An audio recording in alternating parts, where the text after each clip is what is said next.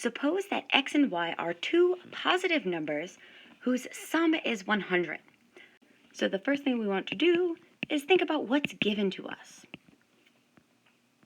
So we are given two numbers, x and y, that are positive, and their sum is 100. So we can write this as an equation. We can say that the sum of the numbers x and y is equal to 100. And this is where x and y are greater than 0. So the next thing that we want to do is think about, what do we want? What are we trying to optimize here? So again, looking at our equation, we want the largest product of these two numbers. So our objective equation would be the product. We can even say, we'll use a function here, we can say, what is the largest product P for x and y? So we've defined here our two important equations. We have our constraint. The sum of these two numbers must be equal to 100. It can't be any smaller or any bigger. We also have the objective equation. What are we hoping to find, or what do we want to find? So in order to find the critical values, we need to rewrite the product in terms of a single variable. So we'll rewrite our objective function p in terms of one variable. And to do this, we use our constraint equation. So starting with the constraint here, we know that x plus y is equal to 100, and we can solve for one of the variables. So I'll solve for y here. So this is equivalent to y is equal to 100 minus x.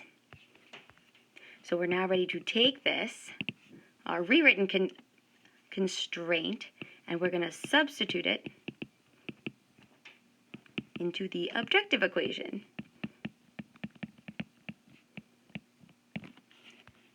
So looking up above at our objective equation here, we're going to replace the y of our objective equation with the y of the constraint.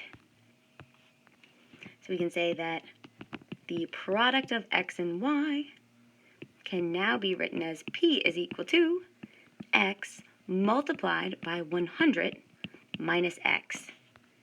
And then distributing x here to simplify, we are left with the product function 100 times x minus x squared. And we're now ready to go ahead and find the critical values.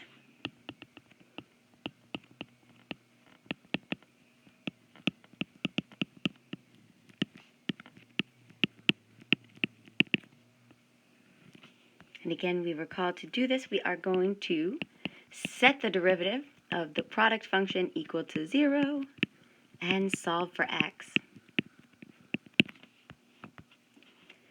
So taking the derivative, I have p prime is equal to 100 minus 2x. And so we can factor out a 2. I have 2 multiplied by 50 minus x, which we can now set equal to 0.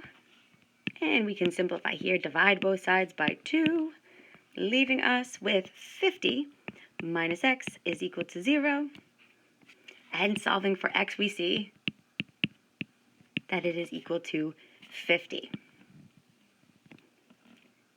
So this x value maximizes our product. And we can use this x to find y. So we know from our constraint equation that y is equal to 100 minus x. And we can plug x equals 50 in. So we have y is equal to 100 minus 50, which leaves us with 50. So we can say that, therefore, the largest product